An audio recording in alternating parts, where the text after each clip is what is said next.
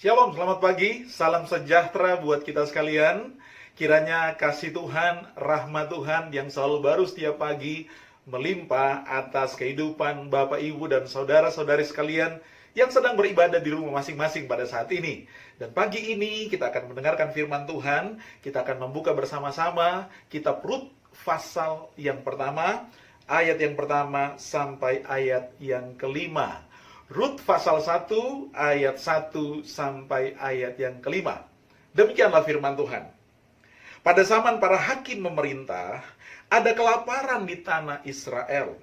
Lalu pergilah seorang dari Betlehem Yehuda beserta istrinya dan kedua anaknya laki-laki ke daerah Moab untuk menetap di sana sebagai orang asing. Ayat 2. Nama orang itu ialah Elimelek, nama istrinya Naomi, dan nama kedua anaknya Mahlon dan Kilion. Semuanya orang-orang Efrata dari Betlehem Yehuda. Dan setelah sampai ke daerah Moab, diamlah mereka di sana. Kemudian matilah Elimelek, suami Naomi, sehingga perempuan itu tertinggal dengan kedua anaknya. Keduanya mengambil perempuan Moab, yang pertama bernama Orpah, yang kedua bernama Rut, dan mereka diam di situ kira-kira 10 tahun lamanya. Lalu matilah juga keduanya, yakni Mahlon dan Kilion, sehingga perempuan itu kehilangan kedua anaknya dan suaminya. Firman Tuhan pada pagi ini saya berikan judul, Ketika Ada Kelaparan di Rumah Roti. Mungkinkah di rumah roti ada kelaparan?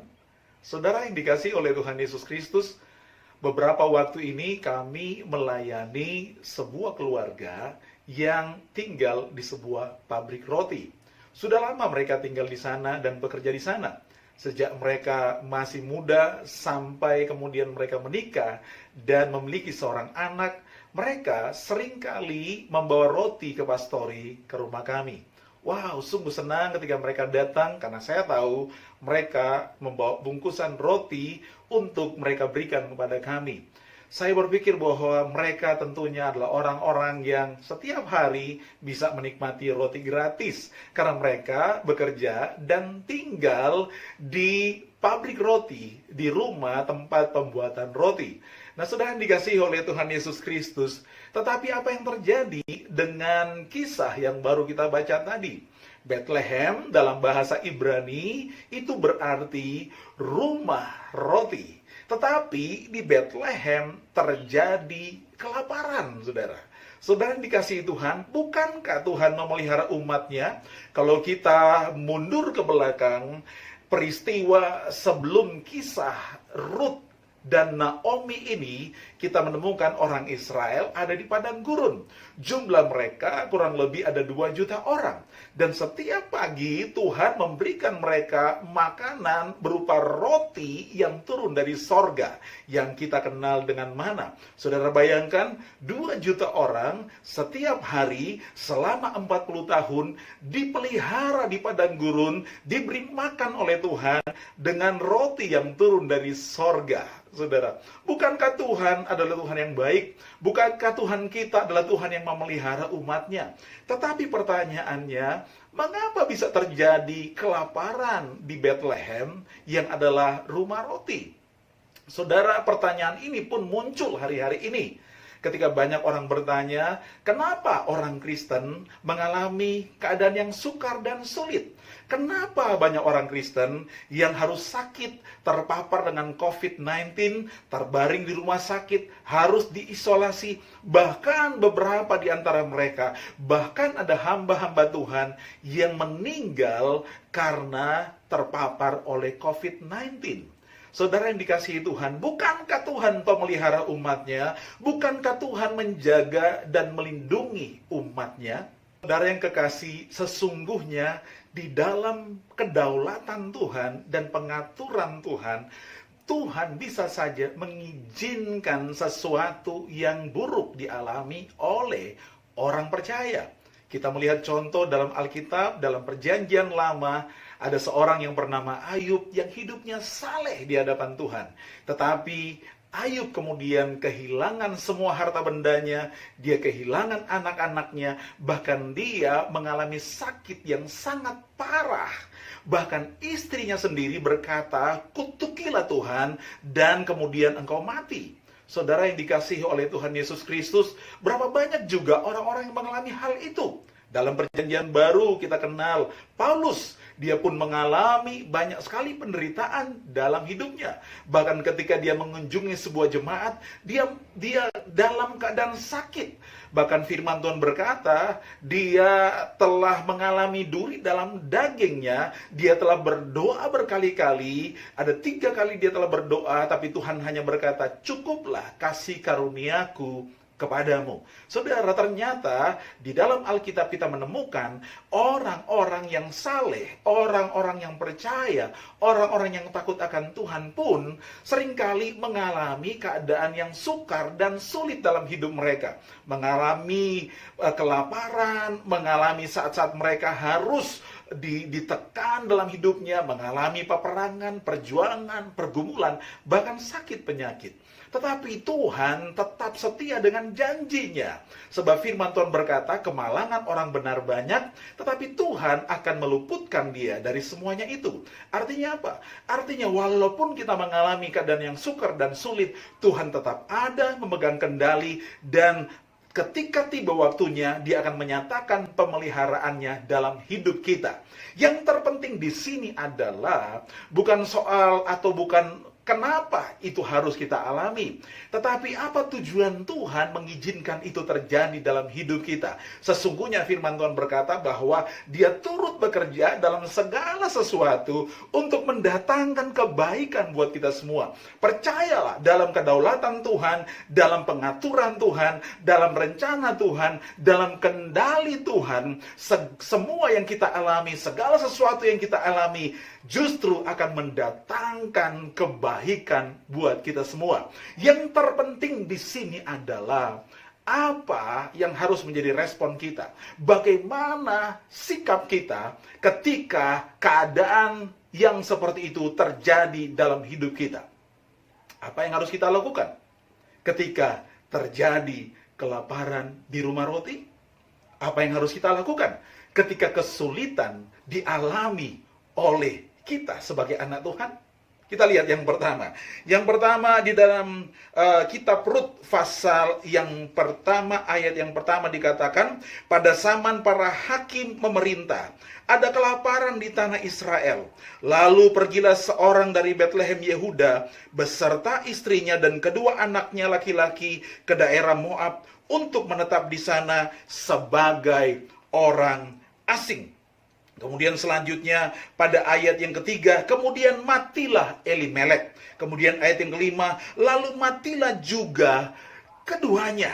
Kemudian selanjutnya kalau kita baca dalam Rut pasal yang pertama, ayat yang ke-29 dikatakan begini. Tetapi ia berkata kepada mereka, janganlah sebutkan aku Naomi, sebutkanlah aku Mara, sebab yang Maha Kuasa telah melakukan banyak yang pahit kepadaku. Kemudian ayat 21, dengan tangan yang penuh aku pergi, tetapi dengan tangan yang kosong Tuhan memulangkan aku. Mengapakah kamu menyebutkan aku Naomi? Karena Tuhan telah naik saksi menentang aku, dan yang Maha Kuasa telah mendatangkan malapetaka kepadaku. Hal yang pertama, ketika kesulitan datang kepada saudara, apa yang harus kita lakukan? Sesulit apapun keadaanmu, jangan tinggalkan persekutuan dengan Tuhan dan dengan umatnya. Kisah yang kita baca tadi, ketika keadaan yang sukar dan sulit dialami oleh keluarga Elimelek, oleh istrinya yang bernama Naomi dan kedua anaknya yang bernama Mahlon dan Kilion. Mereka kemudian berkemas. Mereka mungkin kemudian menjual semua ladang mereka yang ada di Bethlehem.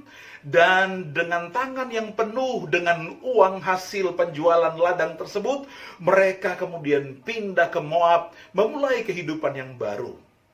Saudara yang dikasihi Tuhan, adalah sesuatu hal yang tidak bisa kita salahkan. Kalau seorang kepala keluarga memiliki visi dan perencanaan dan sebuah tanggung jawab untuk memenuhi kebutuhan keluarga. Tetapi kita sebagai anak Tuhan, walaupun keadaan begitu sukar dan sulit, dan ada sebuah rasa tanggung jawab di hati kita untuk memenuhi kebutuhan keluarga kita, memenuhi kebutuhan pribadi kita, saudaraku, jangan pernah keadaan seperti itu membuat engkau justru jauh dari Tuhan, meninggalkan Tuhan, meninggalkan persekutuan dengan Tuhan, bahkan meninggalkan persekutuan dengan umat Tuhan. Apa yang terjadi ketika Elimelek, Naomi, Mahlon, dan Kilion meninggalkan Bethlehem?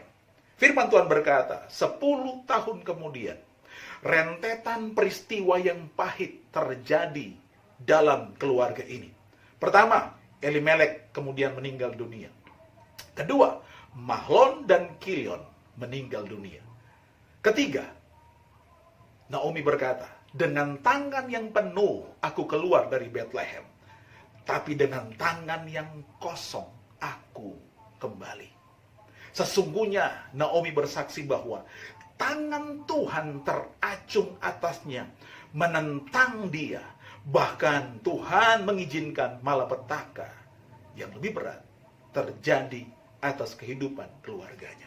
Saudara yang dikasihi Tuhan, betapa pahitnya orang yang meninggalkan Tuhan.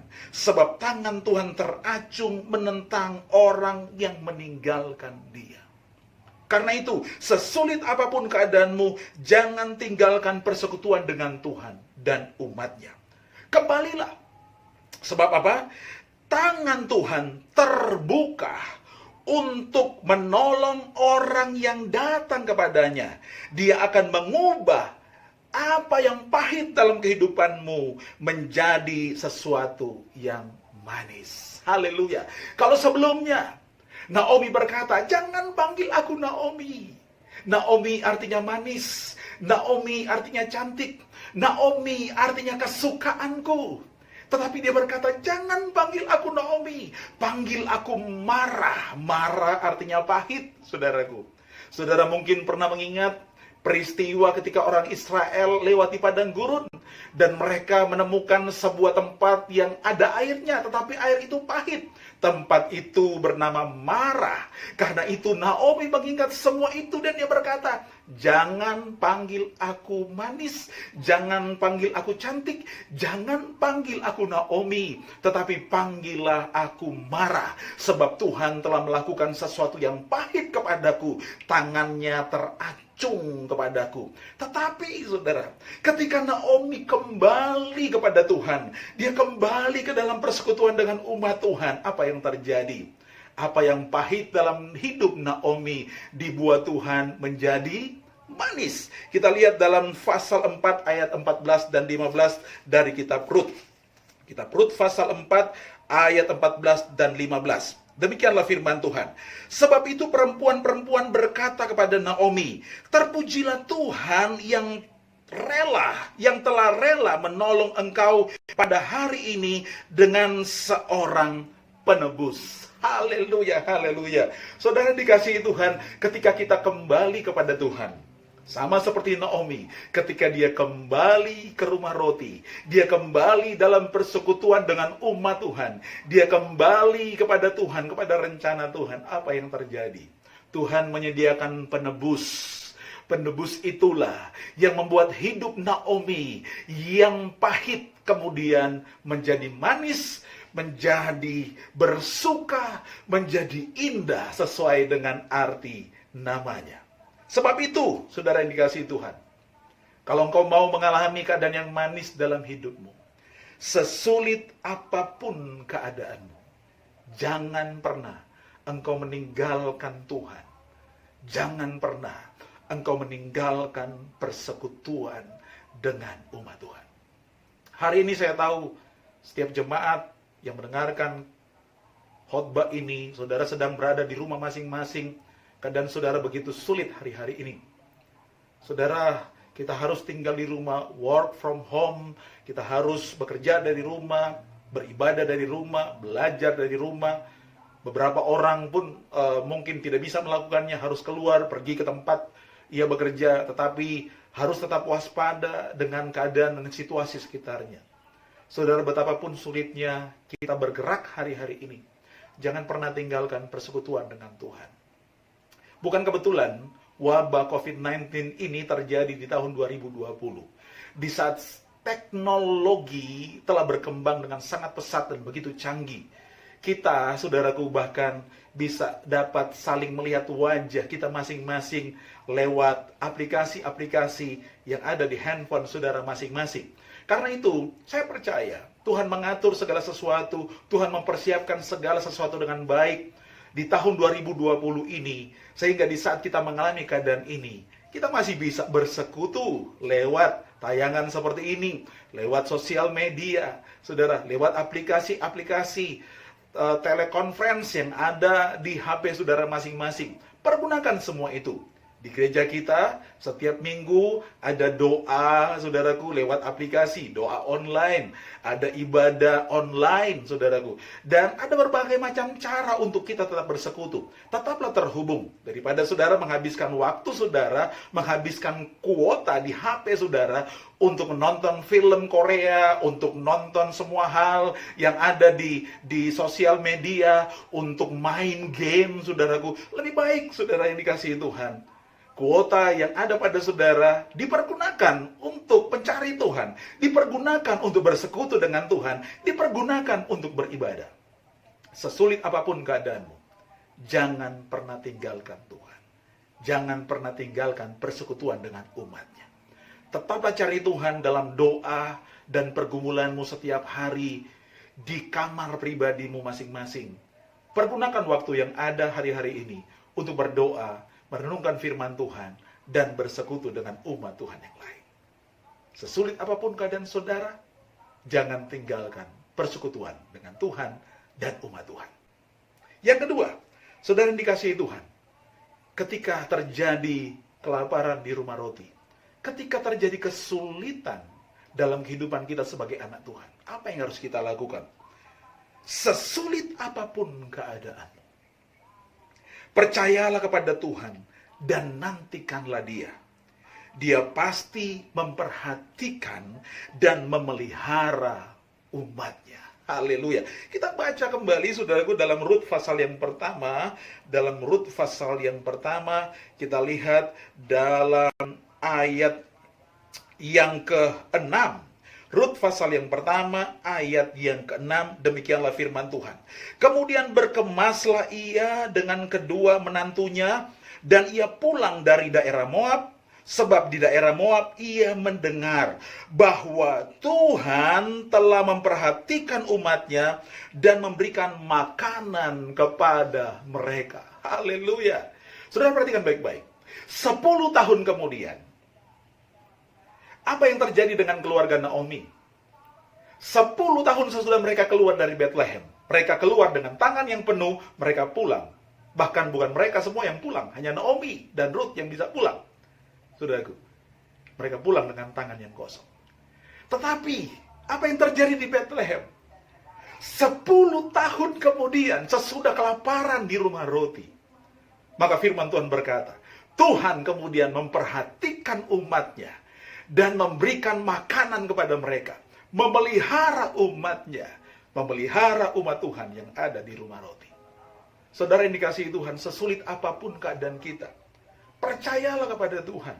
Nantikan waktu Tuhan, sebab Dia bekerja menurut rencana, rancangan yang telah Ia tetapkan, dan waktu yang telah Ia tentukan. Saudara, Yesaya 55 mengatakan bahwa rancanganku bukanlah rancanganmu, dan jalanmu bukanlah jalanku, kata firman Tuhan. Begitu berbeda jalan Tuhan dengan jalan kita. Sebab itu kita harus meninggalkan rancangan kita dan kembali kepada rancangan Tuhan. Kita harus percaya kepada rancangan Tuhan. Kita harus percaya kepada waktunya Tuhan. Dia sedang menantikan saatnya. Tuhan sedang menanti-nantikan saatnya untuk menyatakan kasih-Nya kepada umatnya. Di dalam Yesaya 30 ayat yang ke-18 dikatakan demikian. Bahwa orang yang menanti-nantikan Tuhan akan berbahagia. Sebab Tuhan sendiri menanti-nantikan saatnya untuk menyatakan kasih-Nya kepada kita semua. Karena itu percayalah kepada Tuhan. Nantikan waktu Tuhan. Percayalah kepada janjinya. Percayalah kepada rancangannya. Firman Tuhan berkata, Dia turut bekerja dalam segala sesuatu untuk mendatangkan kebaikan bagi orang-orang yang mengasihi Dia, yaitu bagi mereka yang terpanggil sesuai dengan rencananya. Sesungguhnya semua keadaan, kesulitan, pergumulan, kesukaran yang saudara hadapi, Tuhan turut bekerja. Asalkan apa? Asalkan kita mau hidup terpanggil sesuai dengan rencana Tuhan. Saudaraku, saudara yang dikasihi oleh Tuhan Yesus Kristus, sesulit apapun keadaan saudara, percayalah kepada Tuhan. Nantikanlah Dia. Sebab ketika tiba waktunya, Dia akan menyatakan pemeliharaannya atas hidup kita. Dia akan menyatakan pertolongannya atas hidup kita. Dia mendengarkan setiap doamu. Dia memperhatikan setiap doamu. Firman Tuhan berkata dalam kitab Maliaki, di hadapannya ada sebuah kitab reminder. Kitab peringatan yang menulis tentang kita, orang-orang yang takut akan Dia. Ketika tiba waktunya, Dia telah menyiapkan sebuah hari, saudaraku, di mana Dia akan menyatakan kasih sayangnya kepada kita. Seperti seseorang menyatakan kasihnya, menyayangi anak-anaknya yang melayani Dia. Karena itu, saudara dikasihi Tuhan, percayalah kepada janjinya, percayalah kepada rencananya, nantikanlah Dia. Dia sedang melakukan sesuatu yang ajaib buat saudara sekalian. Dan jika hari ini saudara telah sempat meninggalkan Tuhan karena ketidakpercayaan, karena ketidaksabaran untuk menantikan Tuhan, kembalilah kepada Tuhan. Kembalilah kepada panggilannya. Kembalilah kepada kasih-Mu yang semula. Sebab firman Tuhan berkata, hanya orang-orang yang mengasihi Tuhan, hanya orang-orang yang berjalan sesuai panggilan dalam rencana Tuhan akan melihat Tuhan turut bekerja untuk mendatangkan kebaikan bagi dia. Sesulit apapun keadaanmu, percayalah kepadanya dan nantikanlah Dia. Dia pasti bertindak untuk memelihara kehidupan saudara. Yang terakhir, yang ketiga, saudara dikasihi Tuhan. Ketika terjadi kelaparan di rumah roti, ketika terjadi kesulitan di dalam kehidupan kita sebagai orang percaya, apa yang harus kita lakukan? Di dalam pasal yang kedua ayat yang ke-11. Mari kita lihat. Rut pasal 2 ayat 11. Demikianlah firman Tuhan. Rut pasal yang kedua ayat yang ke-11. Firman Tuhan berkata, Boas menjawab, telah dikabarkan orang kepadaku dengan lengkap segala sesuatu yang engkau lakukan kepada mertuamu sesudah suamimu mati, dan bagaimana engkau meninggalkan ibu bapamu dan tanah kelahiranmu serta pergi kepada suatu bangsa yang dahulu tidak engkau kenal. Kemudian ayat selanjutnya, ayat yang ke-12.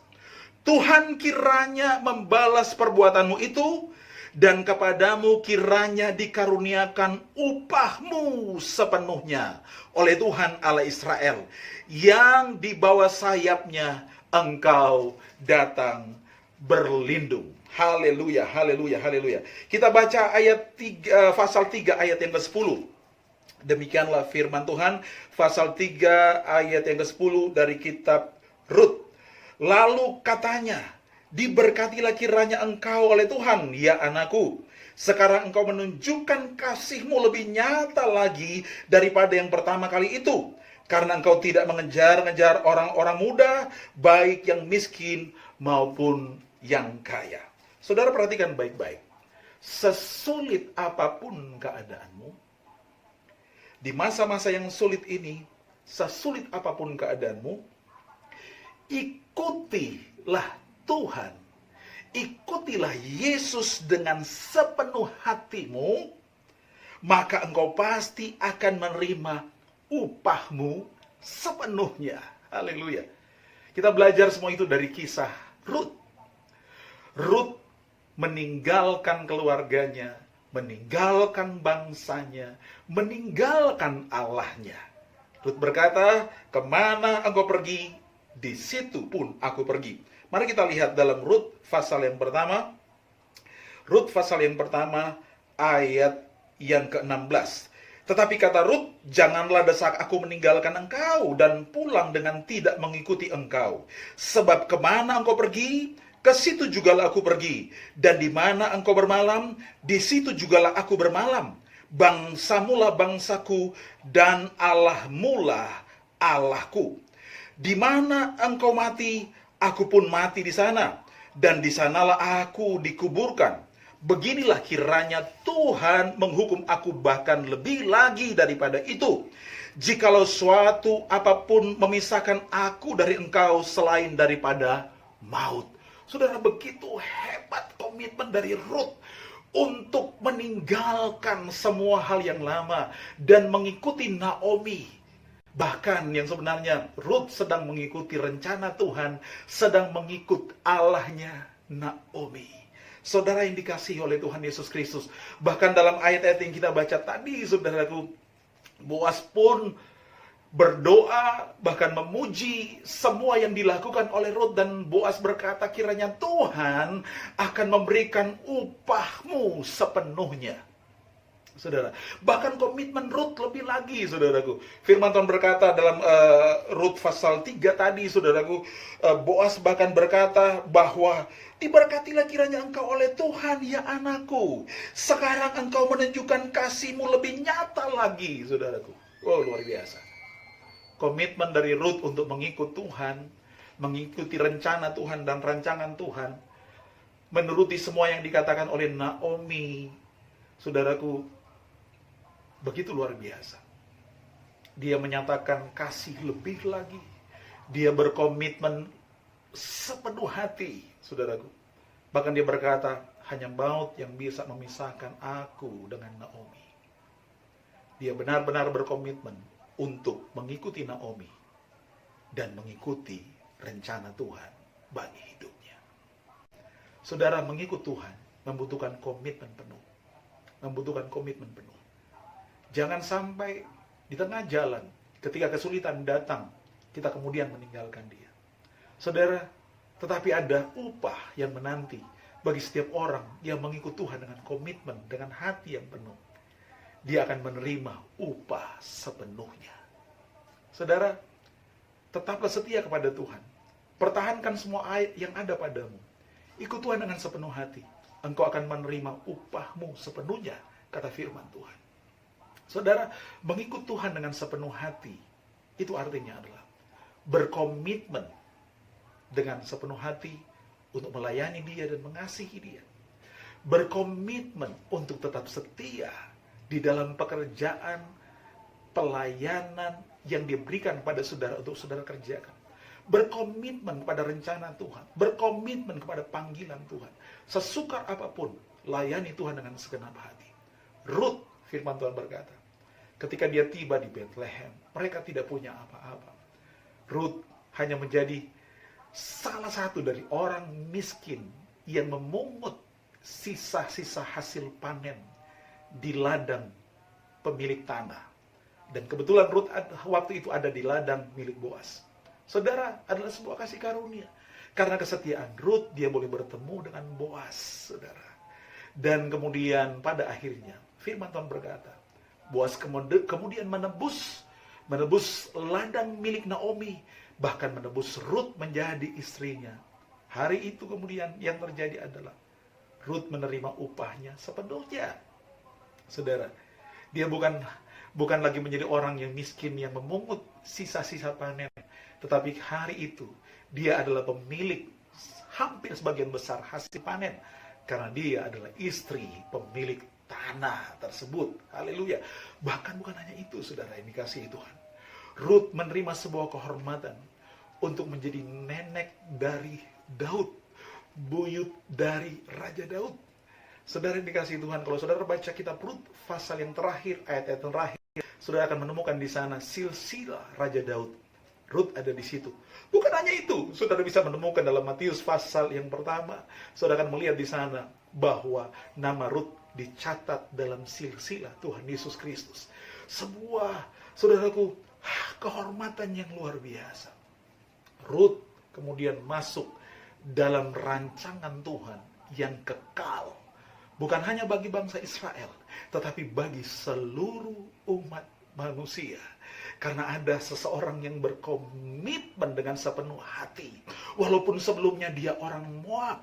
Saudara perlu tahu bahwa sebenarnya Musa melarang orang Moab, keturunan Moab, masuk menjadi umat Tuhan. Masuk menjadi salah satu bagian dari orang-orang Israel.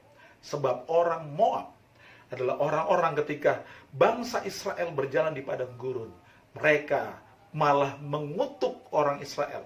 Raja Moab menyewa seorang yang bernama Bileam untuk mengutuk Israel. Karena itu Musa melarang orang Moab untuk masuk menjadi bagian dari umat Tuhan. Tetapi Rut menerima kehormatan yang luar biasa. Karena dia rela meninggalkan bangsanya. Dan sepenuh hati dia mengikut Tuhan, melayani Tuhan. Akhirnya Rut menerima upahnya sepenuhnya. Rut menjadi bagian dari perjanjian yang kekal. Perjanjian abadi yang Tuhan sampaikan kepada Raja Daud. Saudara yang dikasihi oleh Tuhan Yesus Kristus. Saudara, kalau saudara mau menerima upah saudara sepenuhnya, upah yang kekal, tetaplah sepenuh hati mengiring Tuhan. Jangan biarkan hal apapun menggoda saudara. Boas berkata, engkau menunjukkan kasihmu lebih lagi saat ini, sebab engkau tidak mengejar yang muda, engkau tidak mengejar orang-orang bagi yang kaya maupun yang miskin, tetapi engkau datang masuk dalam rencana Tuhan untuk masa depan yang penuh harapan. Bukan hanya untuk engkau, tapi juga untuk Naomi. Tapi bukan hanya untuk Naomi. Rut tidak memahaminya, saudaraku. Rut tidak tahu bahwa sesudah itu dia akan melihat, saudaraku, bahwa keturunannya yang bernama Daud memerintah Israel. Bahkan, saudara, saya percaya Rut di sorga bersyukur karena dia menjadi bagian dari silsilah Kristus Yesus. Saya mengatakan pada saudara, Tuhan punya rencana yang indah buat kita semua. Tetap setia, tetap ikut Tuhan. Percayalah bahwa Dia adalah Tuhan yang setia. Dia yang telah merencanakan hal yang indah buat saudara. Dia pasti menggenapinya. Sesulit apapun keadaan saudara, pertama, jangan tinggalkan Tuhan. Jangan tinggalkan persekutuan dengan umat Tuhan. Sesulit apapun keadaan saudara, percayalah kepada Tuhan dan nantikanlah Dia. Sebab akan tiba waktunya Dia akan menyatakan pertolongannya, pemeliharaannya atas hidup kita. Dia memperhatikan hidup saudara. Sesulit apapun keadaan saudara, layanilah Tuhan dengan segenap hati. Ikutilah Tuhan dengan segenap hati. Kasihilah Dia dengan sepenuh hatimu, supaya engkau mendapatkan upahmu sepenuhnya. Biarlah firman Tuhan hari ini menjadi berkat buat kita sekalian. Tutup mata saudara, kita berdoa. Terima kasih Bapa buat anugerah-Mu. Kami tahu bahwa hari-hari ini ada banyak orang Kristen yang mengalami kesulitan, mengalami pergumulan. Hamba berdoa untuk mereka dalam nama Yesus. Kuatkan, teguhkan hati mereka. Biarlah firman Tuhan hari ini menguatkan mereka dan akan membuat mereka terus memiliki pengharapan. Sesulit apapun keadaan mereka, terima kasih Tuhan. Sesulit apapun keadaan kami mau bersyukur kepada-Mu Tuhan. Karena firman-Mu mengatakan, sesulit apapun keadaan kami tidak akan meninggalkan Engkau. Kami tidak akan meninggalkan persekutuan. Kami akan tetap percaya dan menantikan Engkau menyatakan kasih-Mu kepada kami. Kami menantikan rencana-Mu bagi kami yang indah. Sesulit apapun yang terjadi, kami akan tetap berkomitmen penuh. Kami akan mengasihi Engkau sepenuh hati, mengikuti Engkau sepenuh hati. Karena kami percaya ada upah yang penuh yang akan kami terima di akhir perjalanan hidup kami ini. Kami bersyukur punya Tuhan seperti Engkau. Terima kasih Tuhan Yesus. Dan sama seperti Engkau menyelesaikan pertandingan ini, kami pun akan menyelesaikannya bersama dengan Engkau. Engkau telah menang ya Tuhan di kayu salib. Kami pun akan menang bersama-sama dengan Engkau. Kekuatan dari Tuhan jadi bagian umat Tuhan pagi hari ini. Dalam nama Tuhan Yesus Kristus, kami berdoa dan bersyukur. Haleluya. Amin.